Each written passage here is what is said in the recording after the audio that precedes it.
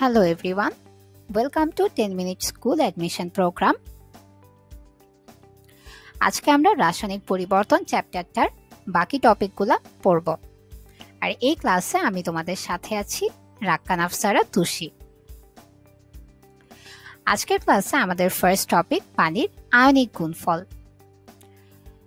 বিজ্ঞানী কোলরাস ও হেডউইলার বিশুদ্ধ পানির পরিবাহিতা নির্ণয় করে দেখান যে অতি বিশুদ্ধ পানি অতি সামান্য বিদ্যুৎ পরিবহন করে, অর্থাৎ পানি হলো একটি অতি দুর্বল তড়িৎ বিশ্লেষ্য পদার্থ।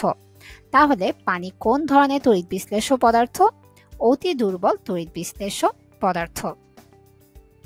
আর বিশুদ্ধ পানির পরিবাহিতা কারা নির্ণয় করেন? বিজ্ঞানী কোলরাস ও হেডউইলার।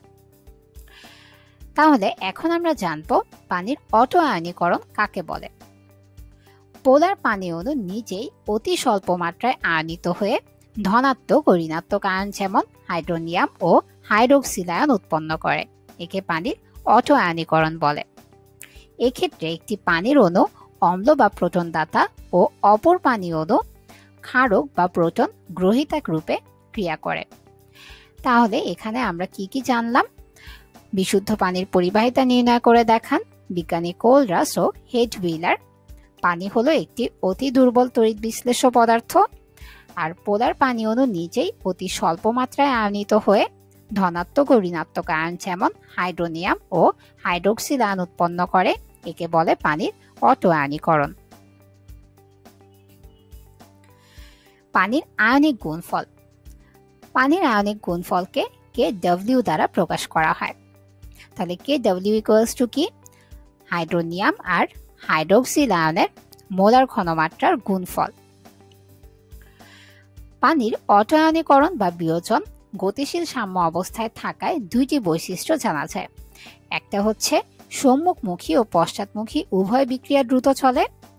আর সেকেন্ডটা হচ্ছে সাম্যের অবস্থান বামে দূরতম প্রান্তীয় অবস্থায় থাকে। অতি স্বল্প সংখ্যক পানির অণু আয়নিত হয়ে হাইড্রোনিয়াম আয়ন ও হাইড্রোক্সিল আয়ন উৎপন্ন করে। এবার আমরা তিনটা ইম্পর্টেন্ট লাইন পড়ব, যেগুলো মেডিকেল অ্যাডমিশন টেস্টে সাধারণত আসে। 25 ডিগ্রি সেলসিয়াস তাপমাত্রায় বিশুদ্ধ পানির বিয়োজনে উৎপন্ন হাইড্রোনিয়াম আয়নের ঘনমাত্রা বিভিন্ন পরীক্ষার মাধ্যমে নির্ণয় করে 1 × 10⁻⁻7 মোলার পাওয়া গেছে। তাহলে 25 ডিগ্রি সেলসিয়াস তাপমাত্রায় বিশুদ্ধ পানির বিয়োজনে উৎপন্ন হাইড্রোনিয়াম আয়নের ঘনমাত্রা কত?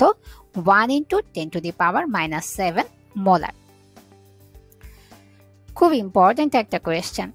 25 ডিগ্রি সেলসিয়াস তাপমাত্রায় বিশুদ্ধ পানির মোলার ঘনমাত্রা কত? 25 ডিগ্রি সেলসিয়াস তাপমাত্রায় বিশুদ্ধ পানির মোলার ঘনমাত্রা প্রায় 55.5 মোলার। 5555 লক্ষ পানি অণুর মধ্যে একটি পানির অণু বিয়োজিত হয়ে সাম্য অবস্থায় থাকে।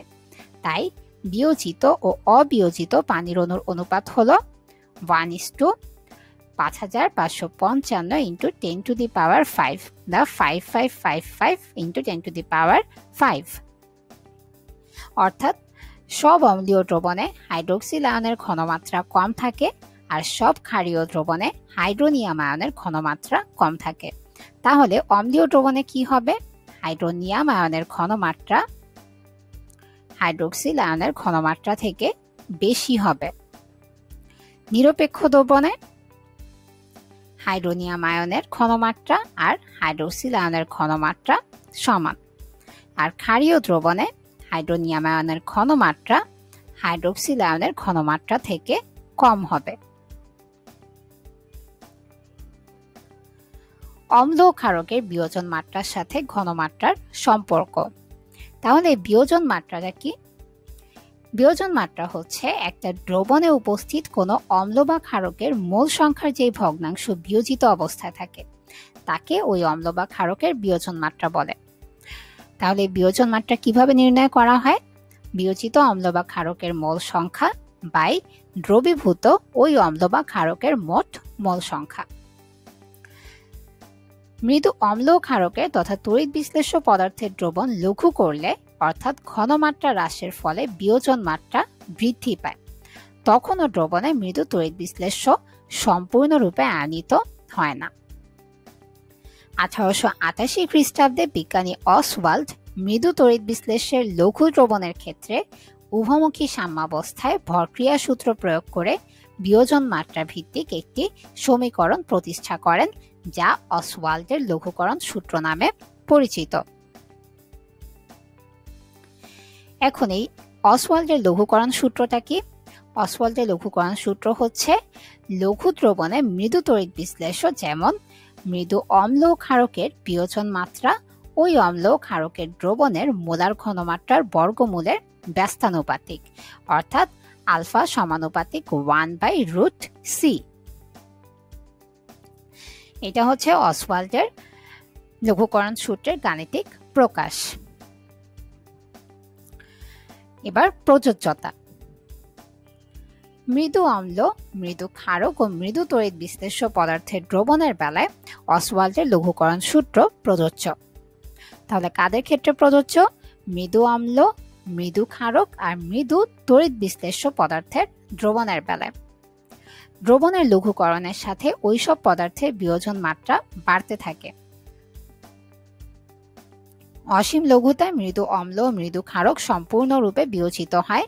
তীব্র অম্ল ও তীব্র ক্ষারক মোলার ঘনমাত্রা সম্পূর্ণরূপে বিয়োজিত হয়, ফলে তাদের ক্ষেত্রে সাম্য অবস্থায় থাকে না বলে লঘুকরণ সূত্র প্রযোজ্য হয় না।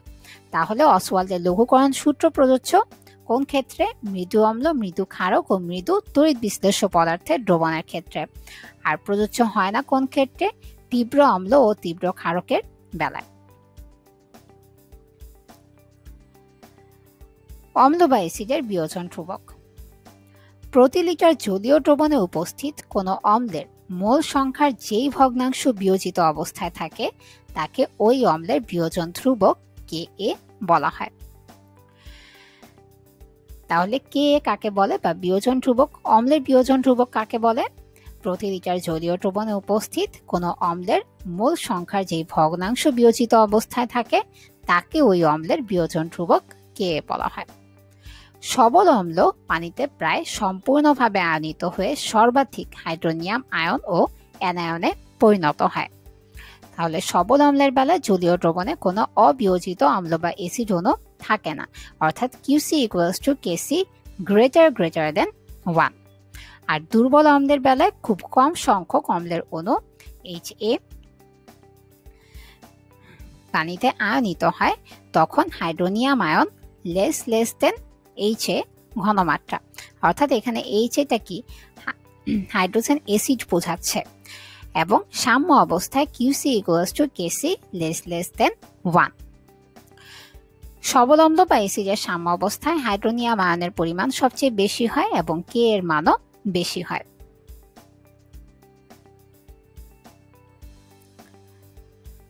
K এর তাৎপর্য। K এর মান যত বেশি হয় অম্লটি তত শক্তিশালী হয়। Hydrogen chloride, nitric acid, sulphuric acid প্রভৃতি অ্যাসিড পানিতে সম্পূর্ণভাবে বিয়োজিত হয় বিধায় এদেরকে তীব্র অ্যাসিড বলে। তাহলে দুর্বল অ্যাসিড কাদের বলা হয়? অপরদিকে অ্যাসিটিক অ্যাসিড ও অন্যান্য জৈব অ্যাসিড কম বিয়োজিত হয় বিধায় এদেরকে দুর্বল অ্যাসিড বলে। আরেকবার বলছি যে K এর মান যদি বেশি হয় অম্ল তত শক্তিশালী হবে। এই শক্তিশালী অ্যাসিডের মধ্যে কি কি আছে? Hydrochloric acid, nitric acid, sulphuric acid ইত্যাদি, কারণ এরা পানিতে সম্পূর্ণভাবে বিয়োজিত হয়। আর অ্যাসিটিক অ্যাসিড ও অন্যান্য জৈব অ্যাসিড কম বিয়োজিত হয় বলে এরা দুর্বল অ্যাসিড। ক্ষারকের বা ক্ষারের বিয়োজন ধ্রুবক Kb। তাহলে ক্ষারকের বিয়োজন ধ্রুবক কাকে বলে? প্রতি লিটার জলীয় দ্রবণে উপস্থিত কোনো ক্ষারকের মোল সংখ্যার যেই ভগ্নাংশ বিয়োজিত অবস্থায় থাকে তাকে ওই ক্ষারকের বিয়োজন ধ্রুবক Kb বলা হয়। এবার এই Kb এর তাৎপর্য কি? Kb এর মান যত বেশি হবে ওই ক্ষারক তত শক্তিশালী হবে। সোডিয়াম হাইড্রোক্সাইড, পটাশিয়াম হাইড্রোক্সাইড প্রভৃতি জলীয় দ্রবণে সম্পূর্ণভাবে বিয়োজিত হয় বলে এদেরকে তীব্র ক্ষারক বলে। আর অ্যামোনিয়াম হাইড্রোক্সাইডের বিয়োজন মাত্রা কম হয় বলে, অর্থাৎ বিয়োজন মাত্রা কম বলে এরা দুর্বল ক্ষারক। এটি হচ্ছে দুর্বল ক্ষারক। তাহলে তীব্র ক্ষারক কোনগুলো? সোডিয়াম হাইড্রোক্সাইড, পটাশিয়াম হাইড্রোক্সাইড, আর দুর্বল ক্ষারক হচ্ছে অ্যামোনিয়াম হাইড্রোক্সাইড। আর এরা তীব্র ক্ষারক কেন? কারণ এরা জলীয় দ্রবণে সম্পূর্ণভাবে বিয়োজিত হয়। এখন আমরা কিছু ইম্পর্টেন্ট অ্যাসিডের বিয়োজন ধ্রুবক জানব। আর এটা 25 ডিগ্রি সেলসিয়াস তাপমাত্রা এদের বিয়োজন ধ্রুবক। তাহলে অ্যাসিডগুলো কি কি আছে? Hydrochloric acid, phosphorus acid, sulphurous, phosphoric, nitrous, hydrofluoric, formic, acidic. এখন এই অ্যাসিডের বিয়োজন ধ্রুবকগুলা সহজে মনে রাখার জন্য আমরা একটা ছন্দ পড়ব। সেই ছন্দটা কি? সাফির আসে, হাকিম ফাঁসে, নাইটে হাফ ছেড়ে ফকির বাছে। ছন্দটা কি? সাফির আসে, হাকিম ফাঁসে, নাইটে হাফ ছেড়ে ফকির বাছে। এইখানে সাফিরে কি হচ্ছে তাহলে দেখো, সাফিরে সবচেয়ে কম যেটা সালফিউরাস অ্যাসিড, অর্থাৎ 1.4 × 10⁻²। এখানে সিকোয়েন্স ওয়াইজ দেওয়া আছে ছন্দটা যে 1.4 এরপর 1.8। 1.8 কার? 1.8 হচ্ছে ফর্মিক অ্যাসিডের। এখানে হচ্ছে 10⁻⁻4। তাহলে ফার্স্টে 10⁻², 10⁻⁻4। এরপর 80তে হচ্ছে অ্যাসিটিক অ্যাসিড। অ্যাসিটিক অ্যাসিডের কত? 1.8 × 10⁻⁵।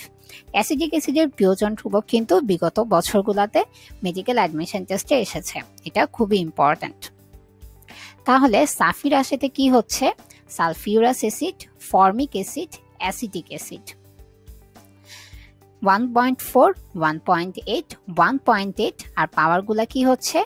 10⁻², এরপর -4, এরপর -5। এরপর হাকিম ফাঁসে। হাকিম ফাঁসেতে কি হচ্ছে? হাকিমে হচ্ছে হাইড্রোক্লোরিক অ্যাসিড আর ফাঁসেতে হচ্ছে ফসফরাস। তাহলে 2.5, এরপর 3। নাইটে হাফ ছেড়ে বাঁচে। নাইটে হচ্ছে নাইট্রাস অ্যাসিড, নাইটে নাইট্রাস অ্যাসিড। এরপর হাফে হচ্ছে হাইড্রোজেন ফ্লোরাইড। তারপর হচ্ছে ফকির, ছেড়েতে কিছু নেই, ফকিরে হচ্ছে একটাই বাকি আছে, তা হচ্ছে ফসফরিক অ্যাসিড। ফকির বাছে। তাহলে এখানে 2.5, 3, 4.5, 6.8, 7.2। তাহলে আমরা যদি সহজেই মনে রাখতে চাই তাহলে এই ট্রিক্সটা ফলো করতে পারি, যে ছন্দটা এখানে দেয়া আছে যে সাফির আসে, হাকিম ফাঁসে, নাইটে হাফ ছেড়ে ফকির বাছে। 1.4, 1.8, 1.8, 2.5, 3, 4.5, 6.8, 7.2। আর তোমরা যদি এখানে জাস্ট ফার্স্ট নাম্বারগুলো মনে রাখতে চাও তাও কিন্তু পারো। তাহলে এখানে কি 1, 1, 1, এখানে 4, দুইটাই হচ্ছে 8। এটা তোমার এই তিনটা একটু পাওয়ার সহে মনে রাখতে হবে, যেহেতু কাছাকাছি সবগুলো 1 দিয়ে। এরপর হচ্ছে 2, 3, 4, 6, 7, 2, 3, 4, 6, 7। তাহলে আমাদের কিছু ইম্পর্টেন্ট অ্যাসিডের বিয়োজন ধ্রুবক জানা হয়ে গেল।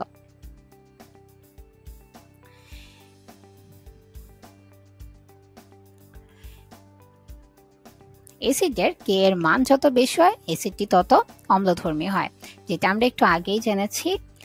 Hydrochloric acid, nitric acid, sulphuric acid এরা হচ্ছে তীব্র অ্যাসিড। এখানে তারা সম্পূর্ণভাবে বিয়োজিত হয়, অর্থাৎ কত পার্সেন্ট বিয়োজিত হয়? 99 থেকে 100% বিয়োজিত হয় এরা। আর এদের কে এর মান খুবই বেশি। এখানে হাইড্রোজেন হ্যালাইড গুলার কে এর মান দেয়া আছে। হাইড্রোজেন ক্লোরাইডের 2.5 × 10⁻7। হাইড্রোজেন ব্রোমাইড এর কত? 3.2 × 10⁻9। হাইড্রোজেন আয়োডাইডের 1 × 10⁻10 আর সালফিউরিক অ্যাসিডের 10⁻3। এখানে যে দুটা ইম্পর্টেন্ট বেশি তা হচ্ছে হাইড্রোজেন আয়োডাইড আর সালফিউরিক অ্যাসিডের। হাইড্রোজেন আয়োডাইডের কত? 1 × 10⁻10 আর সালফিউরিক অ্যাসিডের 10⁻3। ঋণাত্মক আয়নের আকার। হাইড্রোসিডের অম্লধর্মের তীব্রতা এদের অনুষ্ঠিত ঋণাত্মক আয়নের আকারের উপর নির্ভর করে। ঋণাত্মক আয়নের আকার যত বড় হয় বিয়োজন তত বেশি হয়, অর্থাৎ অ্যাসিডের তীব্রতা তত বেশি হবে। তাহলে এইখানে ঋণাত্মক আয়ন সবচেয়ে বড় কোনটা? আয়োডিন, অর্থাৎ আয়োডাইড আয়নটার জন্য।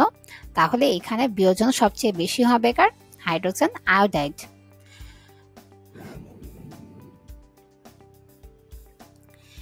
অ্যাসিডের শক্তিমাত্রার নির্ভরশীলতা কয়টি বিষয়ের উপর নির্ভর করে? 5টি বিষয়ের উপর নির্ভর করে। কি কি? অ্যাসিডের বিয়োজন ধ্রুবক Ka, হাইড্রোক্সিডের ঋণাত্মক আয়নের আকার, তারপর হচ্ছে কেন্দ্রীয় পরমাণুর জারণ অবস্থা। কেন্দ্রীয় পরমাণুর জারণ অবস্থা নির্ণয় আমরা কিন্তু এর আগের চ্যাপ্টারে পড়েছি। কেন্দ্রীয় পরমাণুর আকার আর দ্রাবকের প্রকৃতি। তাহলে আমরা আরেকবার রিপিট করছি। অ্যাসিডের বিয়োজন ধ্রুবক, হাইড্রোক্সিডের ঋণাত্মক আয়নের আকার, কেন্দ্রীয় পরমাণুর জারণ অবস্থা, কেন্দ্রীয় পরমাণুর আকার আর দ্রাবকের প্রকৃতি।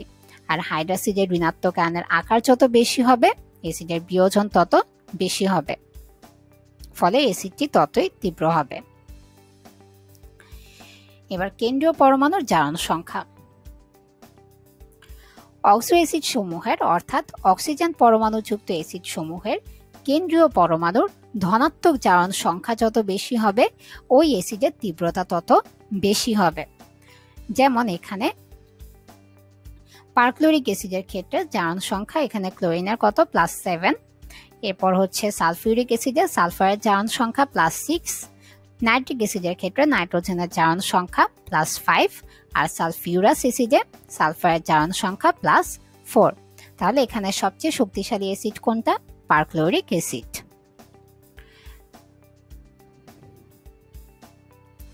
কেন্দ্রীয় পরমাণুর আকার। অক্সো অ্যাসিড সমূহের কেন্দ্রীয় পরমাণুর ধনাত্মক জারণ সংখ্যা সমান হলে তখন যেটির কেন্দ্রীয় পরমাণুর আকার ছোট হবে এবং চার্জ ঘনত্বের ক্রমবৃদ্ধি অনুসারে সেই অ্যাসিডের তীব্রতা তত বেশি হয়। যেমন পারক্লোরিক অ্যাসিড বেশি তীব্র, এরপর পারব্রোমিক অ্যাসিড, তারপর পারআয়োডিক অ্যাসিড। আয়োডিক অ্যাসিডের বিয়োজন ধ্রুবক 1.7 × 10⁻⁻1, আর ইথানোয়িক অ্যাসিডের কত? 1.76 × 10⁻⁻5, আর হাইড্রোজেন সালফাইডের হচ্ছে 9.1 × 10⁻⁻8।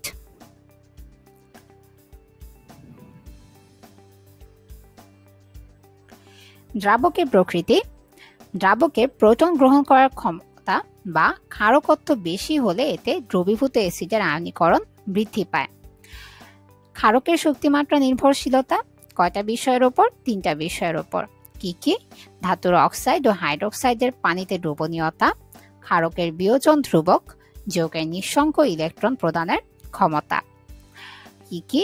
ধাতুর অক্সাইড ও হাইড্রোক্সাইডের পানিতে দ্রবণীয়তা, ক্ষারকের বিয়োজন ধ্রুবক আর যৌগের নিঃসঙ্গ ইলেকট্রন প্রদানের ক্ষমতা। এবার অম্ল বা অ্যাসিডের ক্ষারকত্ব। অ্যাডমিশন টেস্টে এই কোয়েশ্চেনগুলো প্রায়ই আসে যে সালফিউরিক অ্যাসিডের ক্ষারকত্ব কত, তারপর হচ্ছে ফসফরাস পেন্টাঅক্সাইডের ক্ষারকত্ব কত, তাই এগুলো ভালো মতো পড়তে হবে। তাহলে ক্ষারকত্ব কি? 1 মোল কোনো অম্ল দ্বারা যত মোল এক অম্লীয় ক্ষারক বা মনোপ্রোটিন ক্ষারক ইত্যাদি পূর্ণ, যেমন সোডিয়াম হাইড্রোক্সাইড, পটাশিয়াম হাইড্রোক্সাইড ইত্যাদি পূর্ণ প্রশমিত হয়, ক্ষারকের ওই মোল সংখ্যাকে ওই অম্ল বা অ্যাসিডের ক্ষারকত্ব বলে। যেমন হাইড্রোক্লোরিক অ্যাসিডের ক্ষারকত্ব হলো 1, কারণ এখানে হাইড্রোক্লোরিক অ্যাসিড দ্বারা 1 মোল সোডিয়াম হাইড্রোক্সাইড পূর্ণ প্রশমিত হয়। এরপর সালফিউরিক অ্যাসিডের ক্ষারকত্ব 2, কেন? কারণ এখানে সালফিউরিক অ্যাসিড দ্বারা 2 মোল সোডিয়াম হাইড্রোক্সাইড পূর্ণ প্রশমিত হয়, তাই সালফিউরিক অ্যাসিডের ক্ষারকত্ব হচ্ছে 2। এরপর ফসফরাস পেন্টাঅক্সাইডের ক্ষারকত্ব কত? 6, কারণ ফসফরাস পেন্টাঅক্সাইড দ্বারা 6 মোল সোডিয়াম হাইড্রোক্সাইড পূর্ণ প্রশমিত হয়। এবার ক্ষারকের অম্লত্ব কাকে বলে? 1 মোল কোনো ক্ষারক দ্বারা যত মোল এক ক্ষারকীয় অম্ল বা মনোপ্রোটিন অ্যাসিড পূর্ণ প্রশমিত হয়, অম্ল বা অ্যাসিডের ওই মোল সংখ্যাকে বলে ক্ষারকের অম্লত্ব। যেমন এখানে সোডিয়াম হাইড্রোক্সাইডের অম্লত্ব 1, কারণ সোডিয়াম হাইড্রোক্সাইড 1 মোল হাইড্রোক্লোরিক অ্যাসিডকে পূর্ণ প্রশমিত করে, তাই সোডিয়াম হাইড্রোক্সাইডের অম্লত্ব 1। একইভাবে ক্যালসিয়াম অক্সাইডের অম্লত্ব হচ্ছে 2, কারণ ক্যালসিয়াম অক্সাইড 2 মোল হাইড্রোক্লোরিক অ্যাসিডকে পূর্ণ প্রশমিত করে, তাই এখানে ক্যালসিয়াম অক্সাইডের অম্লত্ব হচ্ছে 2। পিএইচ পরিমাপ করে উপযুক্ত প্রসাধন সামগ্রী নির্বাচন। মুখে দুর্গন্ধ, দাঁতের গোড়ায় বেদনা হলে জীবাণুনাশক রূপে অ্যান্টিসেপটিক মাউথওয়াশ ব্যবহৃত হয়, যার পিএইচ হচ্ছে 5.5। খাবার গ্রহণের পর 1 ঘন্টার মধ্যে মুখের লালার পিএইচ 3 এর নিচে নেমে আসে। অম্লীয় পরিবেশকে কিছুটা প্রশমিত করার জন্য টুথপেস্টের পিএইচ 8 এর কাছাকাছি রাখা হয়। তাহলে অ্যান্টিসেপটিক মাউথওয়াশে পিএইচ কত? 5.5। খাবার গ্রহণের পর 1 ঘন্টার মধ্যে মুখের লালার পিএইচ কত? 3 এর নিচে আসে। আর অম্লীয় পরিবেশকে কিছুটা প্রশমিত করার জন্য টুথপেস্টের পিএইচ 8 এর কাছাকাছি রাখা হয়। এখন আমরা ইম্পর্ট্যান্ট একটা টপিক পড়ব, পিএইচ। এই পিএইচ কাকে বলে? কোন দ্রবণের হাইড্রোজেন আয়ন বা হাইড্রোনিয়াম আয়নের মোলার ঘনমাত্রা ঋণাত্মক বেস 10 এর লগারিদমকে ওই দ্রবণের পিএইচ বলে। যে দ্রবণে পিএইচ ইকুয়ালস টু 5 তা অপেক্ষা যে দ্রবণের পিএইচ ইকুয়ালস টু 4 তাতে হাইড্রোনিয়াম আয়নের মোলার ঘনমাত্রা 10 গুণ বেশি। আর কোন দ্রবণের পিএইচ ইকুয়ালস টু 3 হলে তাতে হাইড্রোনিয়াম আয়নের ঘনমাত্রা কত? 10⁻³ মোল পার লিটার। এই টাইপের কোয়েশ্চেন কিন্তু মেডিকেল অ্যাডমিশন টেস্টে খুবই আসে। তাহলে এখানে যেমন দেয়া আছে যে পিএইচ ইকুয়ালস টু 5 আর একটা দ্রবণে আরেকটা দ্রবণের পিএইচ হচ্ছে 4, তাহলে হাইড্রোনিয়াম আয়নের মোলার ঘনমাত্রা কত গুণ বেশি। আবার হচ্ছে এখানে পিএইচ এর মান পরিবর্তন করে 6 আর হচ্ছে 4 দেয়া থাকতে পারে। তখন দেয়া থাকতে পারে যে কোন দ্রবণটা বেশি অম্লীয় বা কোনটা হাইড্রোজেন বা হাইড্রোনিয়াম আয়নের মোলার ঘনমাত্রা কত গুণ বেশি, এরকম কোয়েশ্চেন আসে। আবার এখানে যেমন আছে যে পিএইচ ইকুয়ালস টু 3 বা 4, 5 হলে তখন হাইড্রোনিয়াম আয়নের ঘনমাত্রা কত, তাহলে তখন কি করতে হবে? 10⁻⁻, এখানে পিএইচ এর মান যেটা দেয়া থাকবে সেটা বসিয়ে দিতে হবে। 4 হলে 10⁻⁴, 5 হলে 10⁻⁵, এভাবে। এরপর যেটা আছে যে যেই দ্রবণের হাইড্রোনিয়াম আয়নের ঘনমাত্রা যত কমতে থাকে তাতে পিএইচ এর মান তত বাড়তে থাকে। PH plus pOH equals two কত? 14। বিগত বছরের মেডিকেল অ্যাডমিশন টেস্টের কোয়েশ্চেন। বিশুদ্ধ পানিতে পিএইচ এর মান কত? 7। কোন দ্রবণের পিএইচ ইকুয়ালস টু 7 হলে তাকে নিরপেক্ষ বা প্রশমিত দ্রবণ বলে। আর পিএইচ লেস দেন 7 হলে তাকে অম্লীয় দ্রবণ বলে। পিএইচ গ্রেটার দেন 7 হলে তাকে ক্ষারীয় দ্রবণ বলে।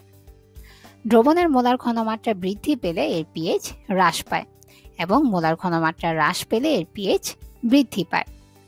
বিশুদ্ধ পানিতে বা কোনো জলীয় দ্রবণে pH plus pOH equals to pKw। 25 degree Celsius তাপমাত্রায় বিশুদ্ধ পানিতে বা জলীয় দ্রবণে pH plus pOH equals to 14। এবার বাফার দ্রবণ। যে দ্রবণে সামান্য পরিমাণ সবল অ্যাসিড বা ক্ষার দ্রবণ যোগ করার পরও দ্রবণের পিএইচ এর মান বিশেষ পরিবর্তন হয় না, প্রায় স্থির থাকে, তাকে বাফার দ্রবণ বলে। তাহলে বাফার দ্রবণটা কি? যে দ্রবণে সামান্য পরিমাণ সবল অ্যাসিড বা ক্ষার দ্রবণ যোগ করার পরও দ্রবণের পিএইচ এর মানের বিশেষ পরিবর্তন হয় না, প্রায় স্থির থাকে, তাকে বাফার দ্রবণ বলে। বাফার দ্রবণ দুইটি শ্রেণীতে বিভক্ত, কি? অম্লীয় আর ক্ষারীয় বাফার দ্রবণ। বাফার দ্রবণে নিজস্ব পিএইচ স্থির রাখার ক্ষমতা থাকে। আরেকটা হচ্ছে এই বাফার শব্দের অর্থটা কি? প্রতিরোধ বা রেজিস্ট করা। এবার অম্লীয় বাফার দ্রবণ কাকে বলে? দুর্বল অ্যাসিড দ্রবণ ও এর অনুবন্ধী ক্ষারকের মিশ্র দ্রবণকে অম্লীয় বাফার দ্রবণ বলে। দুর্বল অ্যাসিড দ্রবণ ও এর অনুবন্ধী ক্ষারকের মিশ্র দ্রবণকে, এখানে যেমন ইথানোয়িক অ্যাসিড ও ইথানয়েড আয়নের মিশ্র দ্রবণ হচ্ছে অম্লীয় বাফার দ্রবণ। আবার দুর্বল ক্ষারক দ্রবণ ও এর অনুবন্ধী অ্যাসিডের মিশ্র দ্রবণকে ক্ষারীয় বাফার দ্রবণ বলে। যেমন সোডিয়াম কার্বনেট ও বাইকার্বনেট আয়নের মিশ্রণ হচ্ছে ক্ষারীয় বাফার দ্রবণ। বাফার দ্রবণ প্রস্তুতি। হেন্ডারসন-হ্যাসেলবাগ সমীকরণ প্রয়োগ করে বিভিন্ন পিএইচ এর বাফার দ্রবণ প্রস্তুত করা যায়। যেমন ফার্স্টে যেটা দেয়া আছে যে অম্লীয় বাফার দ্রবণের পিএইচ গণনার সমীকরণ pH equals two pKa plus log লবণের ঘনমাত্রা বাই অম্লের ঘনমাত্রা। তাহলে অম্লীয় বাফার দ্রবণের পিএইচ গণনার সমীকরণ কি? PH equals to pK plus log লবণের ঘনমাত্রা বাই অম্লের ঘনমাত্রা। আর ক্ষারীয় দ্রবণের ক্ষেত্রে pH equals to 14 minus pKb minus log লবণের ঘনমাত্রা বাই অম্লের ঘনমাত্রা। হেন্ডারসন সমীকরণের প্রয়োগ কোন কোন ক্ষেত্রে? ফার্স্ট ওয়ান, অজানা পিএইচ এর বাফার দ্রবণের পিএইচ গণনা। নির্দিষ্ট পিএইচ এর বাফার দ্রবণ প্রস্তুত করতে সংশ্লিষ্ট মৃদু অম্ল ও এর লবণের দ্রবণ কত মোলার অনুপাতে মিশ্রিত করা দরকার তা জানা যায়। অম্লীয় বাফারের পিএইচ সংশ্লিষ্ট দুর্বল অ্যাসিডটির পিকে এর মানের কাছাকাছি হয়, কেবল অতিরিক্ত মান লবণ বাই অম্ল থেকে আসে। তাহলে লবণের ঘনমাত্রা বাই অম্লের ঘনমাত্রা ইকুয়ালস টু 1 হয়। তখন লবণের ঘনমাত্রা বা অম্লের ঘনমাত্রা ইকুয়ালস টু 0, অর্থাৎ পিএইচ ইকুয়ালস টু পিকে। এই ফর্মুলা প্রয়োগ করে আমরা কিছু ম্যাথ করব। এরপর বাফার ক্রিয়া। যে রাসায়নিক ক্রিয়া কৌশলের মাধ্যমে কোনো বাফার দ্রবণ স্বল্প মাত্রায় অ্যাসিড বা ক্ষারক দ্রবণ মিশ্রিত করার পরও এর পিএইচ পরিবর্তন প্রতিরোধ করে তাকে বাফার ক্রিয়া বলে। বাফার দ্রবণের অত্যাবশ্যক বৈশিষ্ট্য কি কি? দ্রবণটিতে অ্যাসিড ও এর অনুবন্ধী ক্ষারক উভয় উপাদানের উচ্চ ঘনমাত্রা থাকতে হবে। বাফার দ্রবণের উপাদান দুটির ঘনমাত্রার চেয়ে কম পরিমাণে হাইড্রোনিয়াম আয়ন অথবা হাইড্রোক্সিল আয়ন যোগ করলে ওই সব আয়ন বাফার দ্রবণের একটি উপাদানকে অপর উপাদানে পরিণত করে। এখানে অপর হবে। ফলে উভয় বাফার উপাদানের একটির ঘনমাত্রা কিছুটা কমে ও অপরটি কিছুটা বাড়ে। এরূপে যোগ করা হাইড্রোনিয়াম অথবা হাইড্রোক্সিল আয়ন বাফার উপাদান দ্বারা শোষিত হয় বলে দ্রবণের পিএইচ প্রায় অপরিবর্তিত থাকে।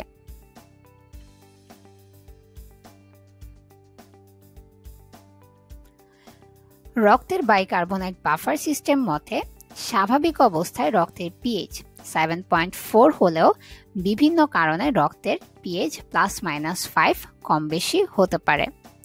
তাহলে বিভিন্ন কারণে রক্তের পিএইচ কত কম বেশি হতে পারে? +-5। বাফার রেঞ্জ, এটি হলো বাফার রেঞ্জের সেই পিএইচ সীমার পরিসর বোঝায় যে পিএইচ পরিবর্তন সীমার মধ্যে ওই বাফার দ্রবণের বাফার ক্রিয়া সুষ্ঠুভাবে কার্যকর থাকে। এটি বাফার দ্রবণের উপাদানদ্বয়ের মোলার ঘনমাত্রার উপর নির্ভর করে। হেন্ডারসন সমীকরণের লবণ বাই অম্লের ঘনমাত্রার অনুপাত বেড়ে 10 গুণ অথবা ওই অনুপাত কমে 0.1 গুণ পরিমাণের মধ্যে থাকলে তবেই বাফার ক্ষমতা কার্যকর থাকে। এখন আমরা এই চ্যাপ্টারের কিছু গাণিতিক সমস্যা সলভ করব।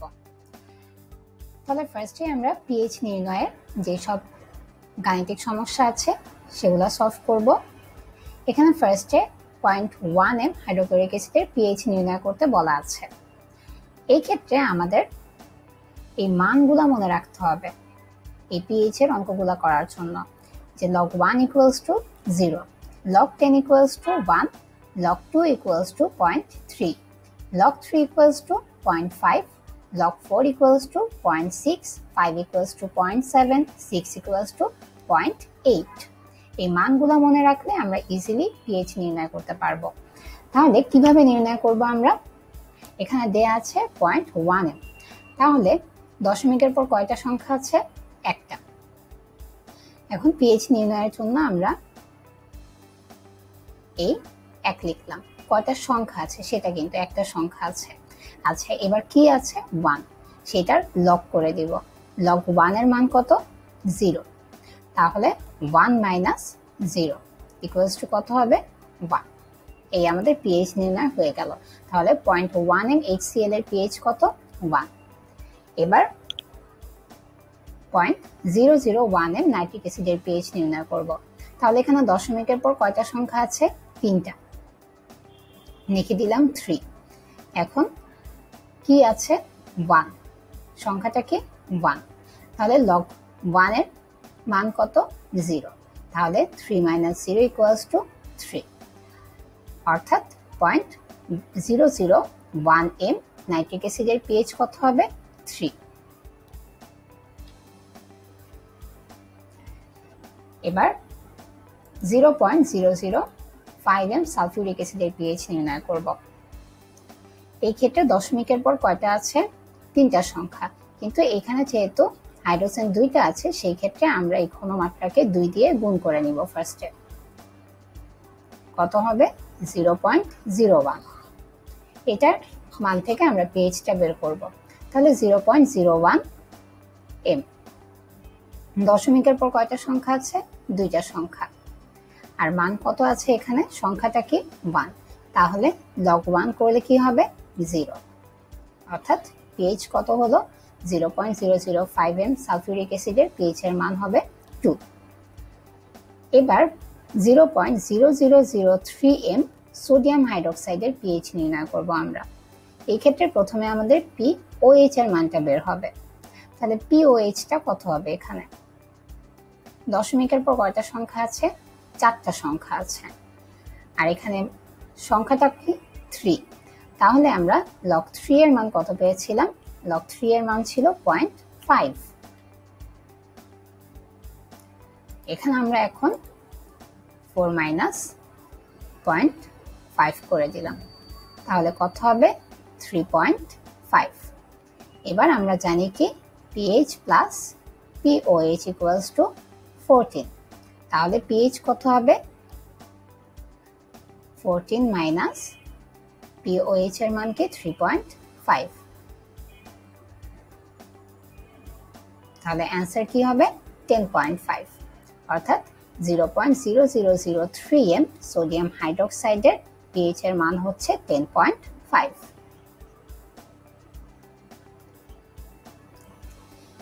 এবার কিছু কোয়েশ্চেন আসে, যেমন পিএইচ ইকুয়ালস টু 4 হলে হাইড্রোনিয়াম আয়নের ঘনমাত্রা কত হবে? H3O এর ঘনমাত্রা ইকুয়ালস টু হোয়াট? এখানে ঘনমাত্রা হবে পিএইচ এর যেই মানটা দেয়া থাকবে সেটাই 10 টু দি পাওয়ার মাইনাস ওই মানটাই হচ্ছে পাওয়ার হিসেবে বসিয়ে দিতে হবে, অর্থাৎ 10 টু দি পাওয়ার মাইনাস 4। এরপর যদি পিএইচ এর মান দেয়া থাকে 6, তাহলে এই হাইড্রোনিয়াম আয়নের ঘনমাত্রা কত হবে? 10 টু দি পাওয়ার মাইনাস 6। একইভাবে যদি 7 দেয়া থাকে তাহলে কত হবে? 10 টু দি পাওয়ার মাইনাস 7। এবার আরেকটা কোয়েশ্চেন দেয়া আছে, সম আয়তনের 0.1 এম অ্যাসিটিক অ্যাসিড ও 0.1 এম সোডিয়াম অ্যাসিটেট বিশিষ্ট বাফার দ্রবণের পিএইচ কত? যেখানে পিকে ইকুয়ালস টু 5। তাহলে আমরা সূত্রটা কি জানি? যে pH equals to pK plus log of লবণের ঘনমাত্রা বাই অ্যাসিডের ঘনমাত্রা। এখানে লবণ আর অ্যাসিডের ঘনমাত্রা কি দেয়া আছে? 0.1 এম, দুইটাই 0.1 এম। তাহলে এখানে কি হয়ে যাচ্ছে? log 1। আর log 1 এর মান আমরা কি জানি? 0। তাহলে pH equals to pK plus 0। সুতরাং pH ইকুয়ালস টু pK। আর pK এর মান কত দেয়া আছে এখানে? 5। এই ক্ষেত্রে আমরা কিন্তু একটা জিনিস সরাসরি বসে দিতে পারি, যে pH এর মান হচ্ছে pK এর যেই মানটা দেয়া থাকবে সেইটাই, আমাদের অঙ্কটা করাও লাগবে না। তাহলে এটার সামারি করলে কি হচ্ছে, যে যদি অ্যাসিড আর লবণের ঘনমাত্রা সেম দেয়া থাকে সেই ক্ষেত্রে pH এর মান হবে pK এর যেই মান সেটাই। ওকে, আচ্ছা, তাহলে আমাদের এই কোয়েশ্চেনটাও সলভ হয়ে গেল। এই টাইপের কোয়েশ্চেন কিন্তু মেডিকেল অ্যাডমিশন টেস্টে এই চ্যাপ্টার থেকে খুবই কমন, তাই এই রিলেটেড ছোটখাটো ম্যাথগুলো ভালোভাবে করতে হবে। মানুষের রক্তের পিএইচ। দেহের বিভিন্ন তরল পদার্থের মধ্যে রক্ত একটি উৎকৃষ্ট বাফার দ্রবণ। রক্তে বাইকার্বনেট কার্বনিক অ্যাসিড বাফার বিদ্যমান। খুবই ইম্পর্ট্যান্ট একটা কোয়েশ্চেন, রক্তে কোন ধরনের বাফার বিদ্যমান? Bicarbonate carbonic acid buffer. স্বাভাবিক অবস্থায় রক্তের পিএইচ কত থাকে? 7.4 এর কাছাকাছি থাকে। রক্ত সামান্য ক্ষারীয় প্রকৃতির বাফার দ্রবণ। রক্তের স্বাভাবিক পিএইচ থেকে 0.1 পিএইচ ইউনিট পরিবর্তন সীমার মধ্যে থাকলে রক্ত দ্বারা অক্সিজেন পরিবহন সুষ্ঠুভাবে ঘটে। রক্তের পিএইচ এর কোনো কারণে 0.5 এর বেশি পরিবর্তিত হলে জীবন সংকটাপন্ন হয়। তাহলে রক্তের পিএইচ এর মান কত হলে জীবন সংকটাপন্ন হয়?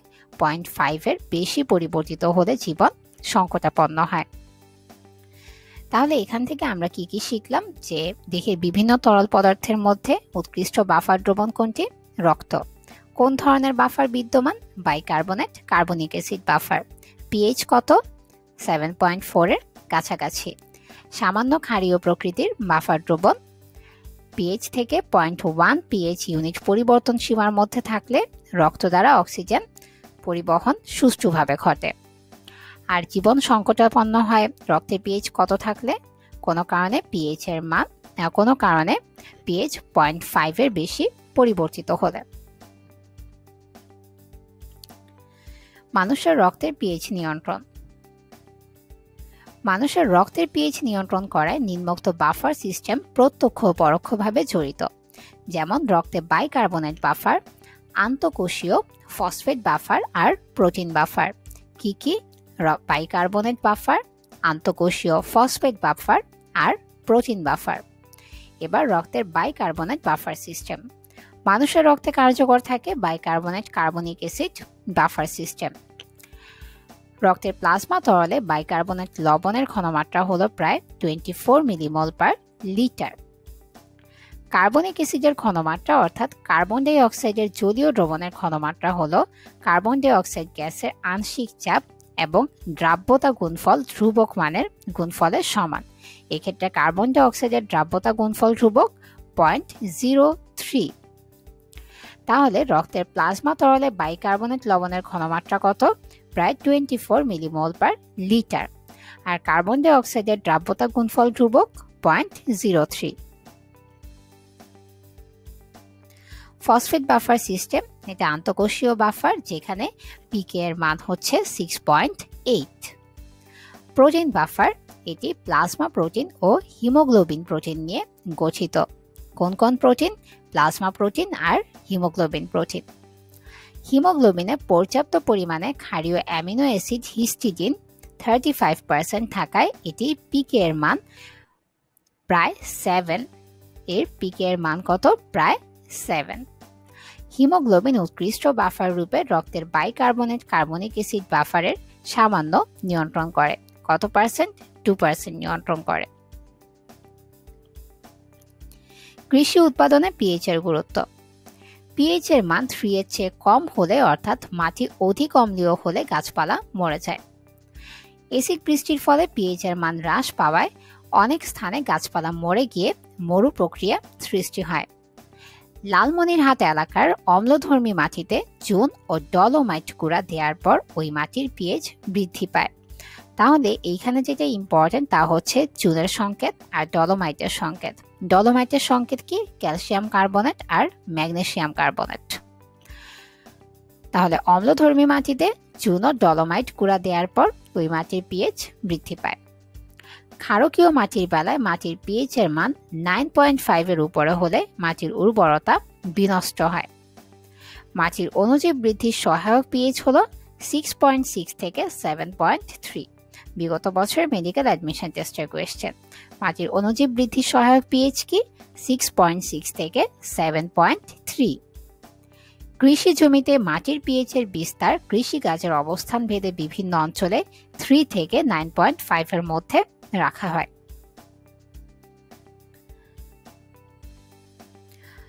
অম্লধর্মী মাটির পিএইচ বাড়াতে চুন এবং ক্যালসিয়াম ও ম্যাগনেসিয়াম প্রভৃতি সার ব্যবহৃত হয়। আর ক্ষারীয় মাটির পিএইচ কমাবার জন্য বিভিন্ন নাইট্রেট সার যেমন পটাশিয়াম নাইট্রেট, অ্যামোনিয়াম নাইট্রেট এবং ফসফেট সার যেমন টিএসপি বা মনোক্যালসিয়াম ফসফেট ও সুপার ফসফেট ব্যবহৃত হয়। এখানে টিএসপি সংকেতটা ইম্পর্টেন্ট। তাহলে অম্লধর্মী মাটির পিএইচ বাড়াতে কোনটি? চুন এবং ক্যালসিয়াম ও ম্যাগনেসিয়াম প্রভৃতি সার। আর ক্ষারীয় মাটির পিএইচ কমাবার জন্য নাইট্রেট সার ব্যবহৃত হয়। আর সাথে কি ফসফেট সারও ব্যবহৃত হয়। সুপার ফসফেট হলো মনোক্যালসিয়াম ফসফেট মনোহাইড্রেট ও জিপসাম গুঁড়ার মিশ্রণ। সুপারফসফেটে কোন কোন মিশ্রণ থাকবে? মনোক্যালসিয়াম ফসফেট মনোহাইড্রেট ও জিপসাম গুঁড়ার মিশ্রণ। টয়লেট্রিজ উৎপাদনে পিএইচ এর গুরুত্ব। বয়স্ক লোকের ত্বকের পিএইচ এর মান সাধারণত 4 থেকে 5.5 পরিসরে থাকে। 4 থেকে 5.5 পরিসরে থাকে। 2 থেকে 1 মাসের শিশুর কোমল ত্বকের পিএইচ অনেক বেশি, কত? 7 থেকে 8। কাপড় কাচা সাবান, ডিটারজেন্ট ও বাসনপত্র ধোয়ার সাবানে অধিক ক্ষার থাকে। এদের দ্রবণের পিএইচ এর মান কত? 11 থেকে 13। ত্বককে ব্যাকটেরিয়ার আক্রমণ থেকে রক্ষায় ত্বকের পিএইচ কত রাখতে হবে? 4 থেকে 5.5। তাহলে বয়স্ক লোকের ত্বকের পিএইচ মান সাধারণত কত? 4 থেকে 5.5। আবার ত্বককে ব্যাকটেরিয়ার আক্রমণ থেকে রক্ষায় ত্বকের পিএইচ কত রাখতে হবে? 4 থেকে 5.5। গোসল করা সাবানের পিএইচ মান কত? 7 থেকে 8। আবার 2 থেকে 1 মাসের শিশুর কোমল ত্বকের পিএইচ এর মান কত? 7 থেকে 8। ফেস ওয়াশের বেলায় পিএইচ এর মান 6 থেকে 8 এর মধ্যে রাখা হয়। চুলের শ্যাম্পুতে 5 থেকে 7। টুথপেস্টের পিএইচ এর মান রাখা হয় 8। তাহলে আমরা পুরোটা আরেকবার পড়ে ফেলি। বয়স্ক লোকের ত্বকের পিএইচ এর মান 4 থেকে 5.5। ত্বককে ব্যাকটেরিয়ার আক্রমণ থেকে রক্ষায় ত্বকের পিএইচ কত রাখতে হবে? 4 থেকে 5.5। 2 থেকে 1 মাসের শিশুর কোমল ত্বকের পিএইচ এর মান 7 থেকে 8। গোসল করা সাবানের পিএইচ এর মান 7 থেকে 8 এর মধ্যে রাখা হয়। এরপর কাপড় কাচা সাবান, ডিটারজেন্ট ও বাসনপত্র ধোয়ার সাবানে পিএইচ কত? 11 থেকে 13। ফেস ওয়াশে পিএইচ 6 থেকে 8। চুলের শ্যাম্পুতে 5 থেকে 7 আর টুথপেস্টে 8 এ রাখা হয়।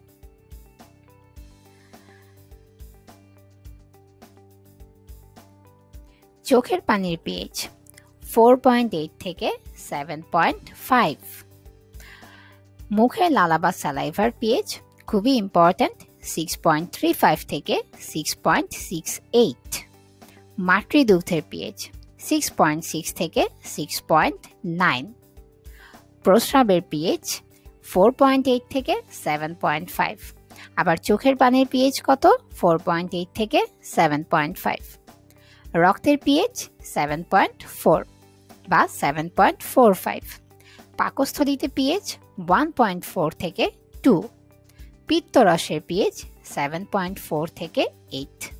তাহলে এখানে সিমিলার কোনটা কোনটা আছে? চোখের পানির পিএইচ 4.8 থেকে 7.5, আবার প্রস্রাবের পিএইচ 4.8 থেকে 7.5। কাছাকাছি দুইটা। মুখের লালা বা সালাইভার পিএইচ 6.35 থেকে 6.68। মাতৃদুগ্ধের পিএইচ 6.6 থেকে 6.9। রক্তের পিএইচ 7.4। পিত্তরসের পিএইচ 7.4 থেকে 8। ওষুধ সেবনে পিএইচ এর গুরুত্ব।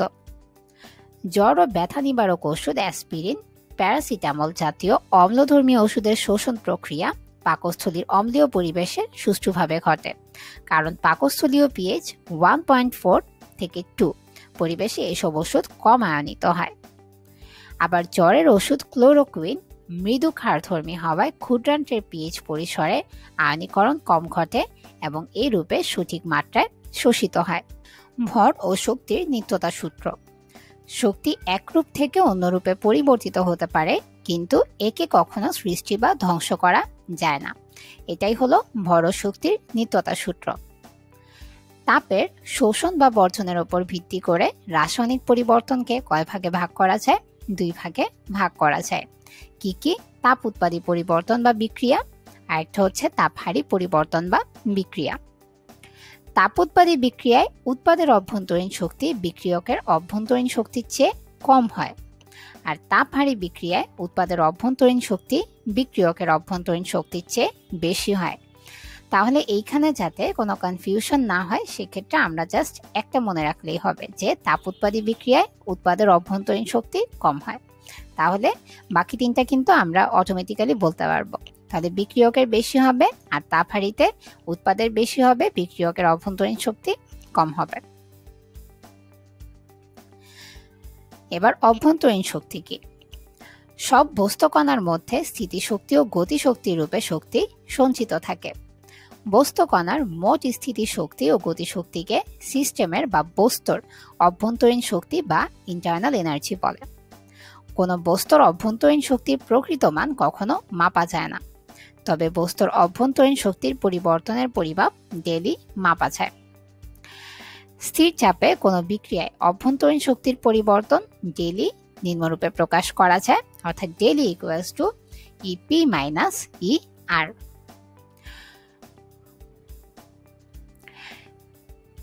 এনথালপির সংজ্ঞা: স্থির চাপে কোনো সিস্টেমের অভ্যন্তরীণ শক্তি এর সাথে সিস্টেমের চাপ ও আয়তনের গুণফল শক্তি যোগ করলে যে মোট শক্তি হয় তাকে সিস্টেমের এনথালপি বা ধৃত তাপ বলে।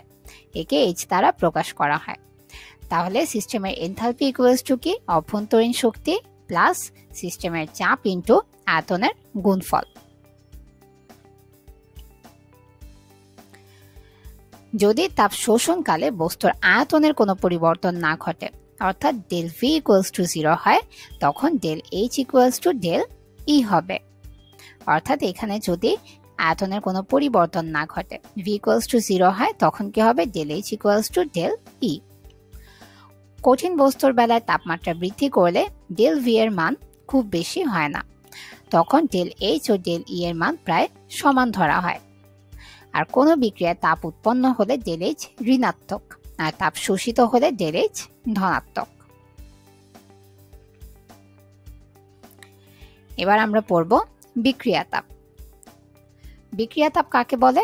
কোনো বিক্রিয়ার সমতাযুক্ত সমীকরণ মতে বিক্রিয়ক সমূহের সংখ্যানুপাতিক মোল পরিমাণে সম্পূর্ণরূপে বিক্রিয়ার ফলে উৎপন্ন অথবা শোষিত তাপের পরিমাণকে বিক্রিয়া তাপ বলে।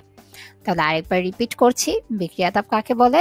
বিক্রিয়ক সমূহের সংখ্যানুপাতিক মোল পরিমাণে সম্পূর্ণরূপে বিক্রিয়ার ফলে উৎপন্ন অথবা শোষিত তাপের পরিমাণকে বিক্রিয়া তাপ বলে। এখানে হাইড্রোজেন আর ক্লোরিন গ্যাসের বিক্রিয়ায় হাইড্রোজেন ক্লোরাইড গ্যাস উৎপন্ন হলে বিক্রিয়া তাপ কত হবে? -184 কিলোজুল।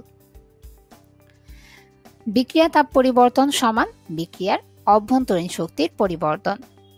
তাহলে বিক্রিয়া তাপ ডেল এইচ ইকুয়ালস টু কি? উৎপাদের গঠন তাপ মাইনাস বিক্রিয়কের গঠন তাপ।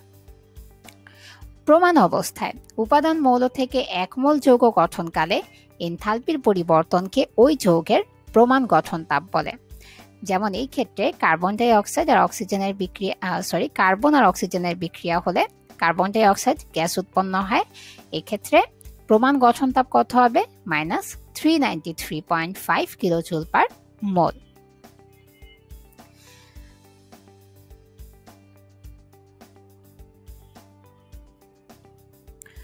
অবস্থা পরিবর্তন তাপ। অবস্থা পরিবর্তন তাপ বলতে পদার্থের ভৌত অবস্থা সমূহ যেমন কঠিন, তরল ও গ্যাসীয় এই তিন অবস্থার মধ্যে পারস্পরিক পরিবর্তনকালে তাপের যে শোষণ অথবা উৎকীর্ণ ঘটে তাকে বোঝানো হয়। তাহলে ফার্স্টে আছে ঊর্ধ্বপাতন তাপ। এক মোল পরিমাণ কঠিন পদার্থ যেই তাপ শোষণ করে সরাসরি গ্যাসীয় অবস্থায় পরিণত হয় তাকে ঊর্ধ্বপাতন তাপ বলে। কি হচ্ছে? কঠিন পদার্থ তাপ শোষণ করে গ্যাসীয় অবস্থায় রূপান্তরিত হলে যেই তাপ শোষণ করে তাকে বলে ঊর্ধ্বপাতন তাপ। যেমন এখানে কার্বন কঠিন অবস্থা থেকে গ্যাসীয় অবস্থায় রূপান্তরিত হলে, অর্থাৎ গ্রাফাইট থেকে গ্রাফাইট অবস্থা মানে কঠিন অবস্থা থেকে গ্যাসীয় অবস্থায় রূপান্তরিত হলে ঊর্ধ্বপাতন তাপ কত? +717.02 কিলোজুল পার মোল। আবার পটাশিয়ামের ক্ষেত্র কঠিন অবস্থা থেকে গ্যাসীয় অবস্থায় রূপান্তরিত হলে ঊর্ধ্বপাতন তাপ কত? +90 কিলোজুল পার মোল। এবার গলন তাপ। এক মোল কঠিন পদার্থ এর গলনাঙ্কে যেই পরিমাণ তাপ শোষণ করে তরল অবস্থা প্রাপ্ত হয় তাকে গলন তাপ বলে। বরফের গলন তাপ খুবই ইম্পর্ট্যান্ট, কত? +6 কিলোজুল পার মোল। আবারও রিপিট করছি, বরফের গলন তাপ কত? +6 কিলোজুল পার মোল। বাষ্পীকরণ তাপ। এক মোল তরল পদার্থ এর স্ফুটনাঙ্ক 1 atm চাপে যেই পরিমাণ তাপ শোষণ করে বাষ্পে পরিণত হয় তাকে ওই পদার্থের বাষ্পীকরণ তাপ বলে। যেমন এই ক্ষেত্রে বাষ্পীকরণ তাপ কত? +44 কিলোজুল পার মোল। এক মোল পরিমাণ জলীয় বাষ্পকে তরলে পরিণত করতে যেই পরিমাণ তাপের উৎকীর্ণ ঘটে তাকে পানি বা জলীয় বাষ্পের ঘনীভবন তাপ বলে। এই তাপ বাষ্পীকরণের বিপরীত। যেমন এখানে ঘনীভবন তাপ কত? -44 কিলোজুল পার মোল। তাহলে বাষ্পীকরণ তাপের বিপরীত কি? ঘনীভবন তাপ। তাহলে বাষ্পীকরণ তাপ হবে প্লাসে আর ঘনীভবন তাপ হবে মাইনাসে, কিন্তু মান একই। এটা হচ্ছে +44 কিলোজুল পার মোল, আর এখানে ঘনীভবন তাপ হচ্ছে -44 কিলোজুল পার মোল। দ্রবণ তাপ। একটা নির্দিষ্ট তাপমাত্রায় যথেষ্ট পরিমাণ দ্রাবকে 1 মোল দ্রবকে দ্রবীভূত করে যদি দ্রবণ প্রস্তুত করা হয় এবং তাতে যদি আরও দ্রাবক যোগ করেও তাপীয় অবস্থার কোনো পরিবর্তন ঘটানো না যায়, তবে ওই দ্রবণ প্রস্তুত করতে তাপের যেই পরিবর্তন ঘটে তাকে ওই দ্রবের দ্রবণ তাপ বলে। যেমন ফার্স্ট বিক্রিয়ায় দ্রবণ তাপ কত হচ্ছে? -66.04 কিলোজুল পার মোল, আর সেকেন্ডে ক্যালসিয়াম ক্লোরাইডের ক্ষেত্রে দ্রবণ তাপ হচ্ছে -75 কিলোজুল পার মোল। দ্রবণ তাপের বৈশিষ্ট্য। কোনো দ্রব্য দ্রবীভূত হওয়ার সময় দ্রব্য দ্রাবকের মধ্যে রাসায়নিক বিক্রিয়া সংগঠিত না হলে তখন দ্রবণ তাপের মান ধনাত্মক হয়, কিন্তু দ্রব্য ও পানির মধ্যে রাসায়নিক বিক্রিয়া সংগঠিত হলে ওই দ্রব্যের দ্রবণ তাপের মান ঋণাত্মক হয়। তাহলে দ্রব্য দ্রবীভূত হওয়ার সময় দ্রব্য দ্রাবকের মধ্যে রাসায়নিক বিক্রিয়া যদি সংগঠন না হয় তখন কি হবে? দ্রবণ তাপের মান ধনাত্মক হবে। আর দ্রব্য পানির মধ্যে রাসায়নিক বিক্রিয়া সংগঠিত হলে তখন দ্রবণ তাপের মান ঋণাত্মক হয়। থার্ড পয়েন্ট, যেই সব লবণ পানির সাথে হাইড্রেট গঠন করে না তারা পানিতে দ্রবীভূত হওয়ার সময় তাপ শোষণ করে, অর্থাৎ এই ক্ষেত্রে ΔH এর মান ধনাত্মক হয়। হাইড্রেট লবণ যেমন গাঢ় নীল কপার সালফেট .5 পানির সাথে যুক্ত হয় না, তারা তাপ শোষণ করে পানিতে দ্রবীভূত হয়। যেমন এইখানে হচ্ছে ফার্স্ট বিক্রিয়ার ক্ষেত্রে দ্রবণ তাপ কত? +19.06 কিলোজুল পার মোল, আর কপার সালফেট 5 পানির ক্ষেত্রে দ্রবণ তাপ কত? +11.70 কিলোজুল। পরমাণুকরণ তাপ। এক মোল পদার্থকে সম্পূর্ণরূপে গ্যাসীয় অবস্থায় পরমাণুতে পরিণত করতে যেই তাপ শোষণ করে তাকে পরমাণুকরণ তাপ বলে। তাহলে এক মোল পদার্থকে সম্পূর্ণরূপে গ্যাসীয় অবস্থায় পরমাণুতে পরিণত করতে যেই তাপ শোষিত হয় তা হচ্ছে পরমাণুকরণ তাপ। যেমন এখানে হাফ ক্লোরিন অর্থাৎ 1 মোল পদার্থকে ক্লোরিন গ্যাসে রূপান্তর করা হয়েছে, এই ক্ষেত্রে পরমাণুকরণ তাপ কত? +121 কিলোজুল পার মোল। প্রশমন তাপ খুবই ইম্পর্টেন্ট। সাধারণ তাপমাত্রায় যেমন 25 ডিগ্রি সেলসিয়াস বা 298 কেলভিন তাপমাত্রায় এসিড ও ক্ষারের বিক্রিয়ায় 1 মোল পানি উৎপন্ন হয়ে যে পরিমাণ তাপের উদ্ভব ঘটে তাকে বলে প্রশমন তাপ। প্রশমন তাপ কোন ধরনের বিক্রিয়া? তাপ উৎপাদী বিক্রিয়া। যেমন 25 ডিগ্রি সেলসিয়াস তাপমাত্রায় 1 মোল পরিমাণ লঘু হাইড্রোক্লোরিক অ্যাসিডকে 1 মোল পরিমাণ লঘু সোডিয়াম হাইড্রোক্সাইড দ্বারা প্রশমিত করলে কত কিলোজুল তাপ উৎপন্ন হয়? 57.34 কিলোজুল তাপ উৎপন্ন হয়। অর্থাৎ প্রশমন তাপ কত হচ্ছে এখানে? -57.34 কিলোজুল। এসিড ও ক্ষারের প্রশমন তাপ। সব তীব্র এসিড ও তীব্র ক্ষারের প্রশমন তাপের মান প্রায় সমান এবং গড় মান -57.34 কিলোজুল। ব্যতিক্রম কোনটি? এসিড বা ক্ষার যে কোনো একটি দুর্বল হলে প্রশমন তাপ -57.34 কিলোজুল থেকে কম হয়, অথবা ঋণাত্মক আয়নের হাইড্রেশন এনথালপি বেশি হলে প্রশমন তাপ -57.34 কিলোজুল থেকে বেশি হয়। দুর্বল অ্যাসিটিক অ্যাসিড ও সবল সোডিয়াম হাইড্রোক্সাইডের প্রশমন তাপ স্থির মান থেকে প্রায় 2.2 কিলোজুল হ্রাস পেয়ে -55.14 কিলোজুল হয়। এরপর দুর্বল হাইড্রোফ্লোরিক অ্যাসিড ও সবল সোডিয়াম হাইড্রোক্সাইডের প্রশমন তাপ স্থির মান অর্থাৎ -57.34 কিলোজুল থেকে প্রায় 11.26 কিলোজুল বৃদ্ধি পেয়ে 68.60 কিলোজুল হয়। তাহলে দুর্বল অ্যাসিটিক অ্যাসিড ও সবল সোডিয়াম হাইড্রোক্সাইডের ক্ষেত্রে প্রশমন তাপ কত? -55.14 কিলোজুল। আর হাইড্রোফ্লোরিক অ্যাসিড আর সবল সোডিয়াম হাইড্রোক্সাইডের ক্ষেত্রে প্রশমন তাপ কত? 68.60 কিলোজুল।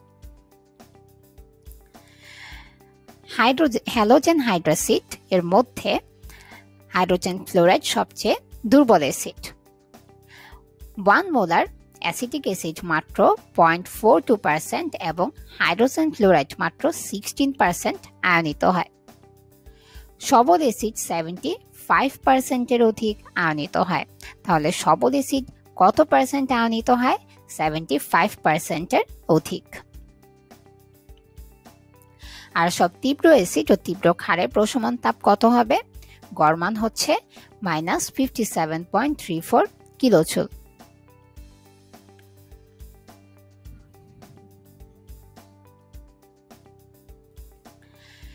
এখন আমরা কিছু তীব্র অ্যাসিড আর তীব্র ক্ষারের বিক্রিয়ায় প্রশমন তাপ জানব, যেগুলো সাধারণত মেডিকেল অ্যাডমিশন টেস্টে আসে। হাইড্রোজেন ক্লোরাইড আর সোডিয়াম হাইড্রোক্সাইড দুইটাই তীব্র, সেক্ষেত্রে প্রশমন তাপ কত? -57.34 কিলোজুল।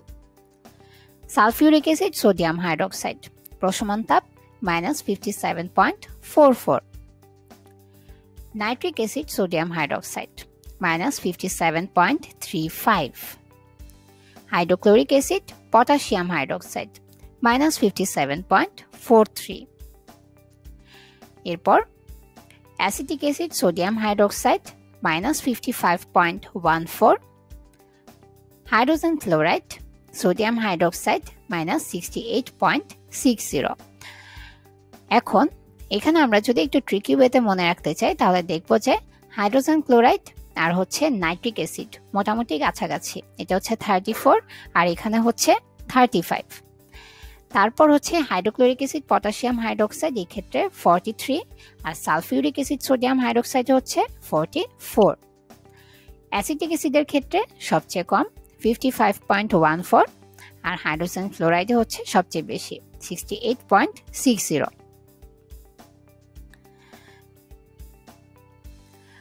প্রমাণ গঠন এনথালপি। প্রমাণ অবস্থায় অর্থাৎ 298 কেলভিন তাপমাত্রায় ও 1 atm চাপে কোন যৌগকে এর উপাদান মৌলগুলো থেকে 1 মোল পরিমাণ উৎপন্ন করার সময় যেই পরিমাণ তাপ শক্তি বা এনথালপির পরিবর্তন ঘটে তাকে ওই যৌগের প্রমাণ গঠন তাপ বা এনথালপি বলে। প্রমাণ গঠন এনথালপিকে HF0 দ্বারা প্রকাশ করা হয়। অক্সিঅ্যাসিটিলিন ওয়েল্ডিং টর্চে অ্যাসিটিলিন গ্যাসের দহন ঘটে। তাহলে অক্সিঅ্যাসিটিলিন ওয়েল্ডিং টর্চে কোন গ্যাসের দহন ঘটে? অ্যাসিটিলিন গ্যাসের দহন ঘটে। ল্যাভোসিয়ে ও হেসের সূত্র।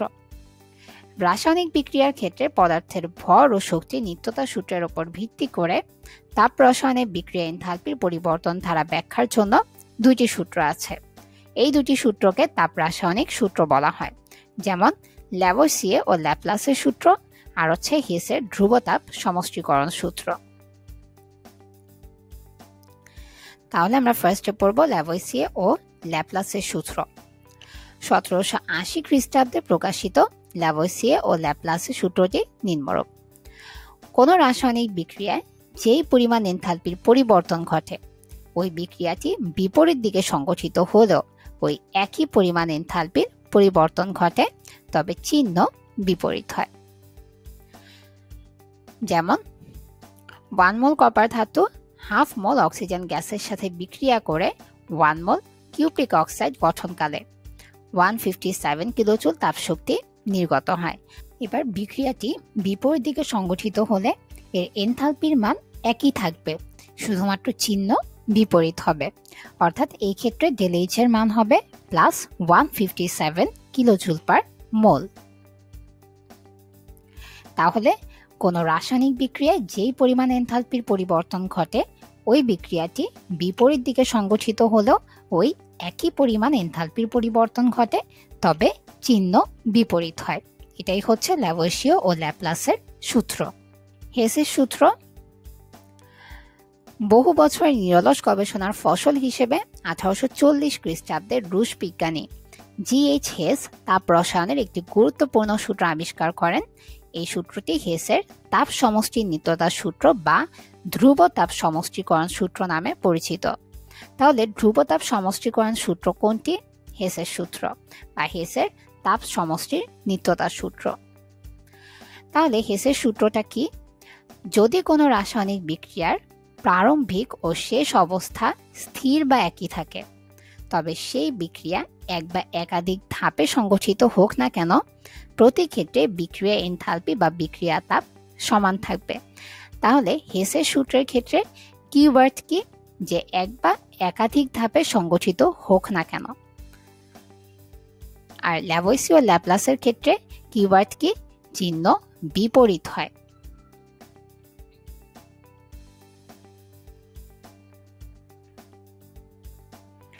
হেসের সূত্রের প্রয়োগ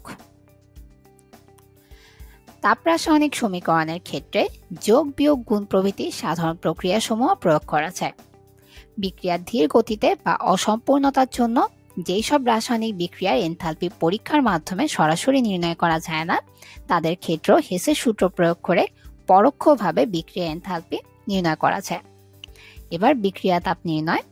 যেসব রাসায়নিক বিক্রিয়ার বিক্রিয়া তাপ পরীক্ষার মাধ্যমে নির্ণয় করা যায় না, হেসের সূত্র প্রয়োগ করে পরোক্ষভাবে সেই সব রাসায়নিক বিক্রিয়ার বিক্রিয়া তাপ নির্ণয় করা যায়।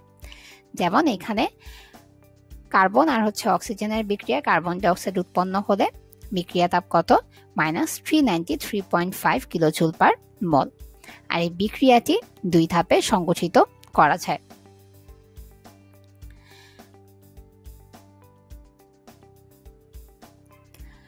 ধীরগতি বিক্রিয়ায় তাপ পরিবর্তন নির্ণয়। যেসব বিক্রিয়া অতি ধীর গতিতে সংগঠিত হয় তাদের তাপ পরিবর্তনের মান হেসের সূত্র প্রয়োগ করে হিসাব করা যায়। যেমন রোম্বিক সালফার ও মনোক্লিনিক সালফারের দহন তাপ কত? যথাক্রমে -296.79 কিলোজুল পার মোল ও -297.08 কিলোজুল পার মোল। তাহলে রোম্বিক সালফারের দহন তাপ কত হচ্ছে? -296.79 কিলোজুল পার মোল। আর মনোক্লিনিক সালফারের দহন তাপ কত? -297.08 কিলোজুল পার মোল। সুতরাং তাপ পরিবর্তন হবে ΔH + 0.29 কিলোজুল পার মোল। আজকের ক্লাস এই পর্যন্তই। দেখা হবে পরবর্তী ক্লাসে। সেই পর্যন্ত সবাই ভালো থাকো। সবাইকে অসংখ্য ধন্যবাদ।